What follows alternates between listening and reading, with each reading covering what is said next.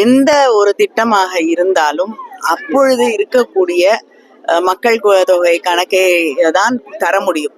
இன்னும் 10 வருஷம் கழிச்சு எத்தனை பேர் இருப்பாங்கிறதெல்லாம் இல்லை. இப்பொழுது நெருக்கடி இருக்கிறது. அந்த திட்டம் தேவை என்ற அடிப்படையிலே தான் கோவையிலையும் மதுரையிலையும் மெட்ரோ ரயில் திட்டம் வேண்டும் என்பதற்காக அது கேட்கப்பட்டது. அது மட்டும் இல்லாம எதிர்காலத்துல இருக்கக்கூடிய மக்களுக்கு அது பயனுள்ளதாக இருக்க வேண்டும். ஏன்னா இன்னைக்கு வரைக்கும் அவங்க தானே சென்சஸ் எடுத்திருக்கணும். ஏன் சென்சஸ் எடுக்கல? சென்சஸ் எடுக்காதது இருக்கிற அடிப்படையை வச்சுதான் இன்னைக்கு இருக்கக்கூடிய central government schemes, union government schemes எடுத்துக்கோங்க. எந்த அடிப்படையில வச்சு செய்யறாங்க, அதை தானே செய்ய முடியும்.